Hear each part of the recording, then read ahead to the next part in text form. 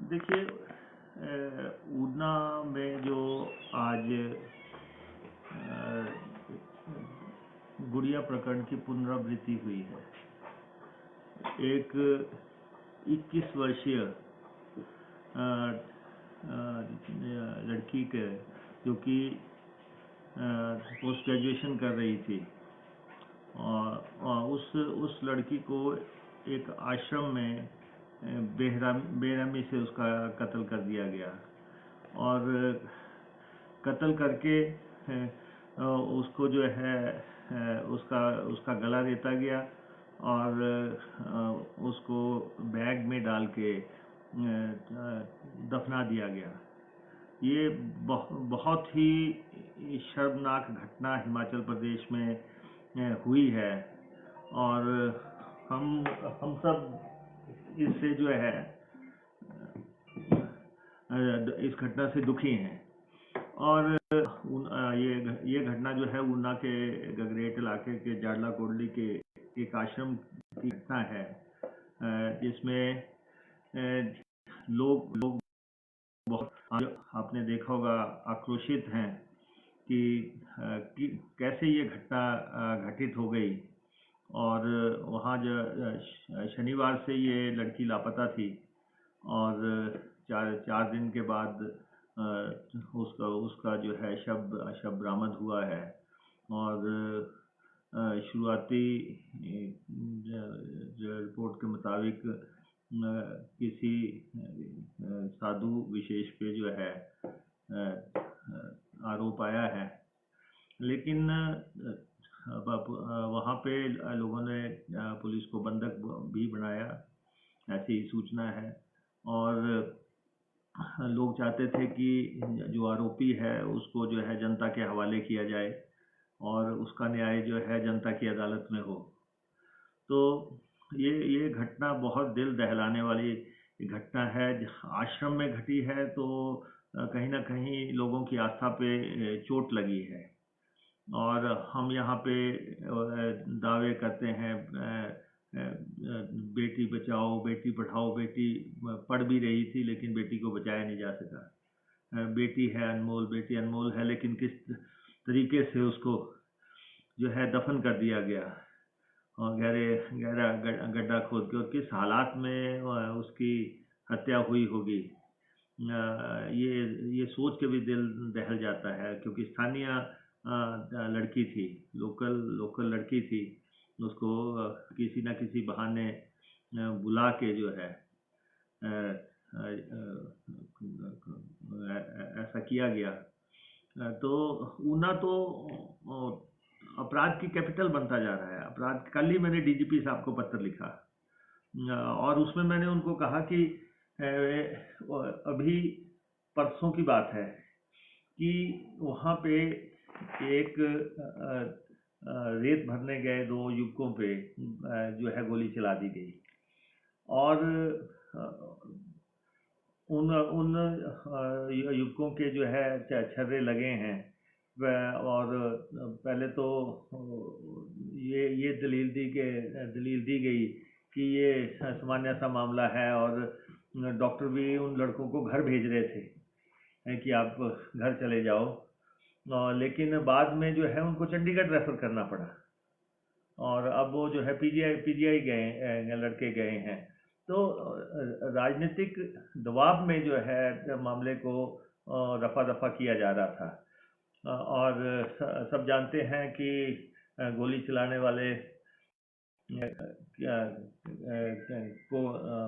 वाले लोगों को किन का आश्रय प्राप्त है।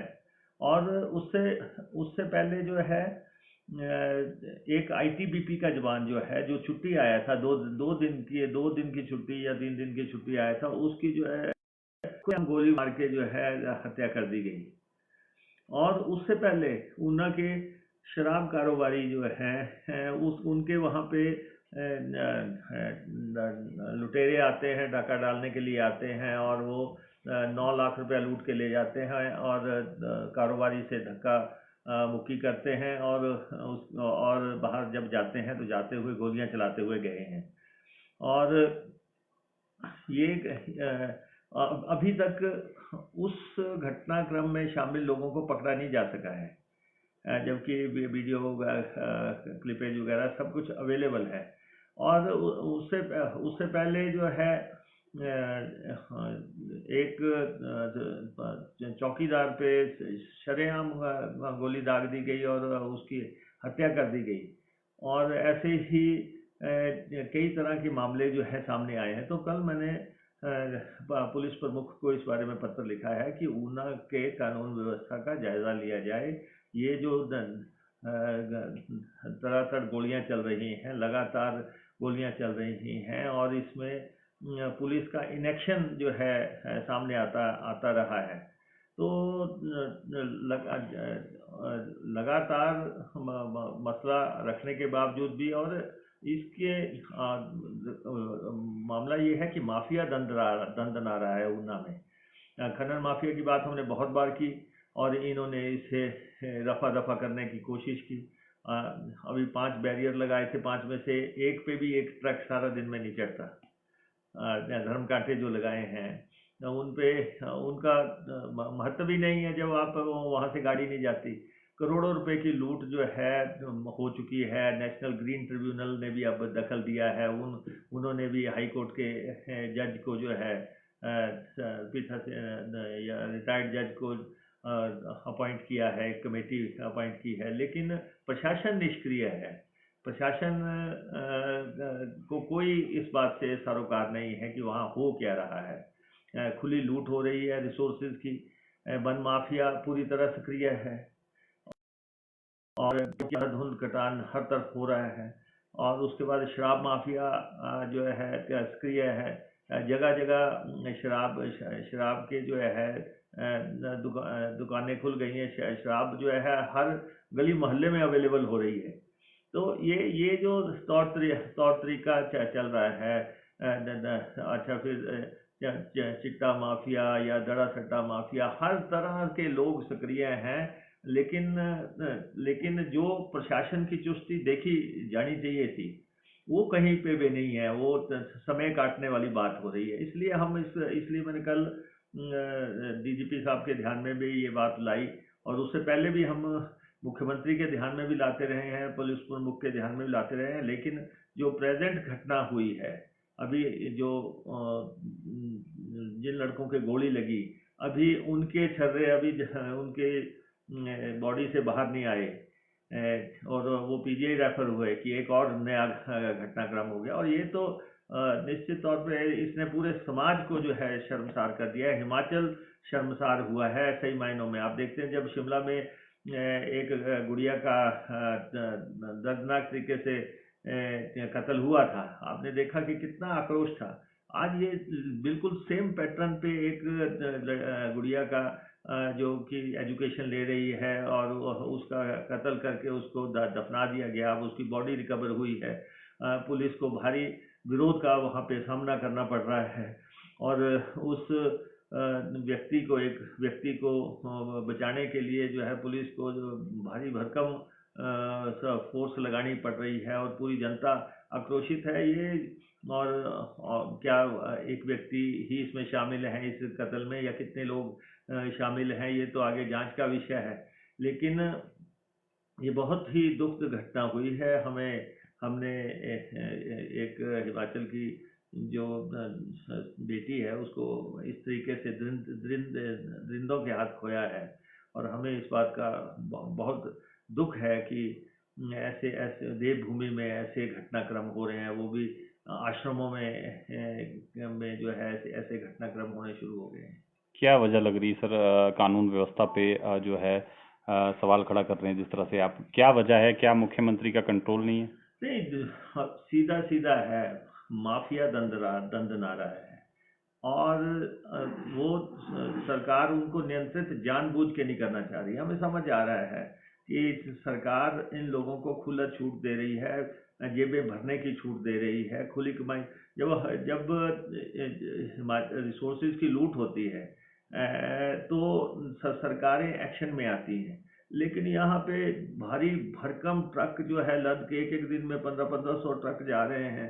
अगर और वो जो है 70-70 टन लेके जा रहे हैं और नेशनल ग्रीन ट्रिब्यूनल तक बात पहुंच गई है और हिमाचल सरकार की जो है उस पर जू न रेंगी और वो कहें कांग्रेस शासन में भी ऐसे होता था। अरे भाई, कांग्रेस शासन की में क्या होता था क्या नहीं होता, आप उस बात को छोड़ो। आप इस समय ये देखो कि आप शासन में हैं, आपके 3.5 साल के शासन में वहाँ पे 922 करोड़ रुपए का तटबंध लगा, वो राष्ट्रीय धरोहर है। और उसके बाद वो जो है 1350 करोड़ 1400 करोड़ पे पहुंच गया, बाद में भी पैसा आया, वो जो है सारा धराशायी हो गया है वहाँ पर। लेकिन आप जो है एक्शन नहीं करना चाहते, मुख्यमंत्री जो है एक्शन नहीं करना चाहते, इसलिए हमने डीजीपी को भी पत्र लिखा है भारी मन से। अब देखते हैं ऐसे अगर दफ्तरों में बैठने के लिए अफसर लगाने हैं, अगर मौके पे अफसरों ने जाना ही नहीं है, अगर 4 दिन से एक गुड़िया लापता है और उसको जो है ढूंढने का प्रयास ही नहीं हो रहा है, और 4 दिन के बाद पता लगता है कि ये स्थानीय लोगों के दबाव में कि जो उसको जो है मंदिर के पिछवाड़े में जो है एक बैग में डाल के दफन कर दिया और उसका गला रेत दिया गया, तो इससे दुखद बात क्या हो सकती है। बहुत ही ऊना जो है हिमाचल प्रदेश की अपराध की राजधानी बना दिया इन्होंने, खुली छूट देके। सर, नगर निगम के चुनाव आज हो रहे हैं, मतदान हो रहा है, कितनी उम्मीद कांग्रेस को है, क्योंकि 4 नगर निगम में से 3 नगर निगम नए बने हैं। नहीं, देखिए, नगर निगम पार्टी चुनाव चिन्ह पे हो रहे हैं और सरकार की एडियां लग गई हैं, सरकार माने या ना माने, बाकी तो शाम को रिजल्ट आ जाएंगे तब पता लग जाएगा। लेकिन जो स्थिति बनी है, चारों नगर निगम को बचाने के लिए सरकार को सिर्फ धड़की बाजी लगानी पड़ गई।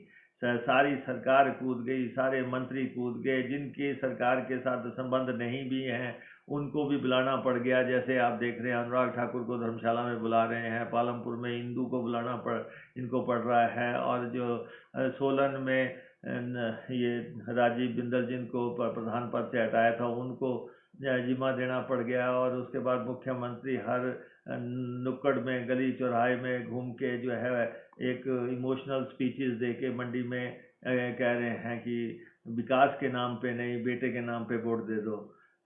तो आप देख रहे हैं कि क्या क्या स्थितियां हर नगर निगम में लगभग एकदम से माहौल जो है लोगों के ध्यान में है कि इस सरकार ने काम नहीं किया। इस सरकार ने जो है लारे लपे दिए, झांसे दिए, और जो है मुख्यमंत्री हवा में उड़ते रहते हैं, ज़मीनी हकीकत उनको मालूम नहीं है। और इसलिए जो है मंडी में भी लोग बहुत उदासीन थे, उनको लगता था कि उनका जायज़ हक जो उनको मिलना चाहिए था वो नहीं मिला। एमएलए भाजपा का है, उससे के साथ सरकार के क्या रिश्ते हैं वो अलग बात है, लेकिन वहाँ के लोगों को जो है जो विकास में हिस्सेदारी, जो कल्याण में हिस्सेदारी है वो नहीं मिली। आज कहा जा रहा है वहाँ के लिए विज़न बनाया जाएगा, विज़न डॉक्यूमेंट बनाया जाएगा, मास्टर प्लान बनाया जाएगा, लेकिन वही है कि बहुत देर कर दी मेहर वहाँ आते आते। अभी आप सोच रहे हैं, आज आप कह रहे हैं वहाँ पे जो है ओवर ब्रिज बनाया जाएगा, फ्लाई ओवर बनाया जाएगा, पार्किंग बनाई जाएगी। ये चीज़ें आपको 3.5 साल के बाद नज़र आने लगी जब चुनाव आ गया। यही बात लगभग सोलन में भी पब्लिक का बहुत आक्रोश था कि वहाँ पे भी कांग्रेस का विधायक होने की वजह से वहाँ को उसको विकास से नज़रअंदाज किया गया, वहाँ काम नहीं किया गया। और कांगड़ा का भेदभाव तो बहुत बड़ा मसला है। वहाँ जब 2 नगर निगम वहाँ पे है, Dharamshala and Palampur, neglect of Kangra में विकास को नज़रअंदाज करना, वहाँ धर्मशाला में स्मार्ट सिटी का पैसा खर्च ना होने देना, वहाँ नगर निगम को जो है परेशान करना, ये इश्यूज वहाँ रहे। जो वहाँ पे काम हुआ था किसी समय पे वहाँ पे काम हुआ, कोई सेकंड राजधानी का था या स्मार्ट सिटी का था या नगर निगम का था, सारे काम रोकने की कोशिश किए गए। ऐसे ही पालमपुर में भी यथावत यही स्थिति बनी हुई थी। पालमपुर में भी कि लोग लगातार इन बातों को कर रहे थे कि नज़रअंदाज किए गए ये एरिया। कुछ 2 लोग जो हैं, 1-2 लोग जो है अपनी कॉन्स्टिट्यूंसियों में से सारी सरकार का बजट पहुंचाने की कोशिश कर रहे हों और बाकी जो है संतुलित विकास ना हो रहा हो, तो इसलिए ये मसला एकाएक जो है बड़ा मुखर होकर सामने आ गया। और मैं तो बड़ा हैरान हूँ कि पूरे नतीजे एक बात है, लेकिन सरकार घुटने पे तो आ गई। सरकार घुटने पे आ गई। अब महंगाई तो मसला है, पेट्रोल डीजल मसला है, गैस का मसला था, इसका मसला था, जो गैस का एक सिलेंडर मुफ्त दे के 11 महंगे देना, बिजली महंगी देना, सीमेंट जो है 150 रुपये महंगा हो गया, या सरिया जो है 5600 रुपये तक पहुंच गया, राशन की स्कीम का भट्ठा बैठ गया। ये सारी बातें महंगाई का थी। बेरोजगारी का था कि जी कुछ लोगों ने जो है अपने जो है बैकडोर से कुछ लोग लगाने का प्रयास किया, बाकी सारे प्रदेश के लोगों को बदहाल कर दिया गया। तो ये बातें सामने आई, भ्रष्टाचार के मसले सामने आ रहे हैं। तो आप देख रहे हैं कि सरकार के लोग वीडियो जारी हो गए इनके पूर्व विधायक का कि किस ढंग से वो लोगों को धमका रहे हैं कि आपकी माँ जो है वो सरकारी नौकरी में है, आपकी पत्नी आंगनबाड़ी में है, सुधरना है तो सुधर जाओ, नहीं तो हम आपको जो है सुधार देंगे। तो ये शैली में जो बात हो रही है, लोगों को धमकाया जा रहा है, मंत्री लोग भी धमकाने की बात कर रहे हैं। और उसके बाद जो है शराब की खेपें पकड़ी जा रही हैं, किस ढंग से पालमपुर में गए खेप पकड़ी, किस ढंग से बाकी जगह जो ये धन शक्ति से, धन बल छल से चुनाव जीतने का इन्होंने फिर फैसला किया। सरकार को जब अपनी हैसियत का पता लग गया कि क्या हो रहा है, तब इन्होंने तौर तरीके बदले और ये है। लेकिन इतना ज़रूर है कि सरकार को ये मालूम पड़ गया कि ज़मीनी हकीकत अलग है। सर, कोविड एक बार फिर से पांव पसार रहा है हिमाचल में। हर रोज जो है 500-600 केस अब आ रहे हैं, डेथ रेट भी बढ़ गई है, कुछ बंदिशें भी सरकार ने लगाई है। क्या आपका सुझाव है, क्योंकि हो सकता है कि नाइट कर्फ्यू हो या लॉकडाउन की तरफ भी प्रदेश बढ़े? देखिए, ऐसा है कि कोविड पे जो प्रतिबंध लगने हैं और जो प्रदेश की जनता को बचाने के लिए जो लगने हैं वो सरकार को लगाने भी चाहिए थे। लेकिन ये सुविधा की राजनीति नहीं है कि मुख्यमंत्री जी की सभाएं होनी है तब जो है आप जो है उन बंदिशों को हटा दो है, और उसके बाद जब समय निकल जाए तो फिर लगा दो। हम बहुत जिम्मेवार विपक्ष है, हम कह देना चाहते हैं कि अगर शासक दल अनुशासन में चलेगा तो हम फॉलो करने के लिए तैयार हैं। लेकिन अगर शासक दल ये करेगा कि आपने रैलियां भी करनी हैं, आपने जनसभाएं भी करनी हैं, आपने जो है जनमंच भी करने हैं, आप कुछ भी करेंगे, तो फिर आप जो है सामने वाले को जो है ये नहीं कह पाएंगे कि आप नहीं करो बस सरकार करेगी। ऐसा तो नहीं हो सकता। अब लोग पूछते हैं कि जी आपने जो है आपकी जनसभा तो जो है 500 आदमी की हो रही है, आप कह रहे हैं कि शादी में 50 आदमी आएंगे, आप कह रहे हैं कि फ्यूनरल में 20 आदमी आएंगे, जबकि दूसरी चीज़ें जो है बड़े पैमाने पे लोगों को अलाउ करते हैं। तो इसलिए नागरिकता घर से आरंभ होती है। जब आप ठीक रहेंगे तो बाकी लोग फॉलो करेंगे। तो ये सरकार के ऊपर है कि किस ढंग से काम करना है। और हिमाचल के लोगों को बचा के रखना बहुत बड़ा खतरा खड़ा हो गया। अभी ऊना जिला में तो मैं देख रहा हूँ कि बड़े पैमाने पे लोगों की मौत हो गई है। जो अभी 20-25 लोग जो है हाल ही में जो है जो उनकी जान चली गई है। प्रदेश में भी लगातार ये बात आ रही है।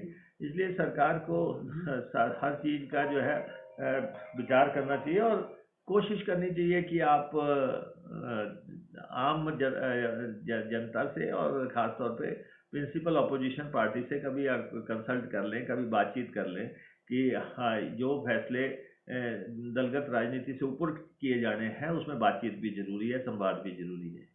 स्वास्थ्य मंत्री ने कहा है कि जनता के कारण जो है अब कोविड फिर से फैला है, लापरवाही लोगों ने बरती है। कल उनका इस तरह का बयान आया है, किस तरह से देखते हैं इस बयान को? देखिए, बड़ी दुख की बात है कि ऐसा बयान आया है। ऐसी बात सरकार की तरफ से या मंत्रियों की तरफ से नहीं होनी चाहिए, क्योंकि सब लोग मानते हैं कि अगर हिमाचल प्रदेश में कोरोना अनियंत्रित होता है या कोरोना पे काबू नहीं होता है तो उसके लिए सरकार जिम्मेवार है। और सरकार को मान लेना चाहिए कि हमारे से गलतियां हुई।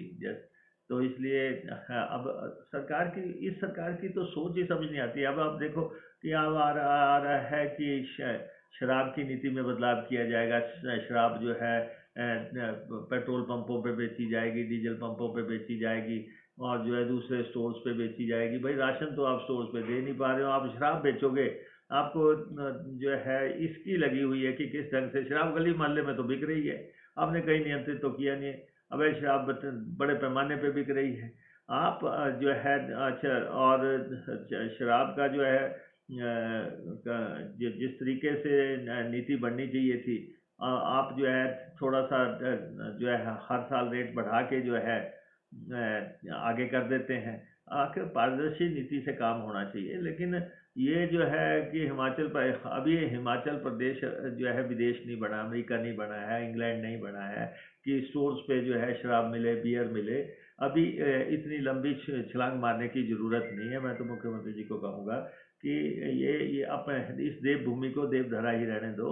आप जो चीज़ें जो हैं जिनको ज़रूरत नहीं है उनकी तरफ कदम उठाने का प्रयास मत करो। वैसे भी आपने पिछले 3 साल में 3,000 करोड़ रुपया जो है पेट्रोल डीजल से हासिल किया है, शराब से हासिल किया। यही आप उसी को ध्यान आपका केंद्रित है कि किस ढंग से जनता को टैक्स लगाने हैं, और आप बजट में अपना बताते नहीं है कि कोई टैक्स लगा है कि नहीं लगा है।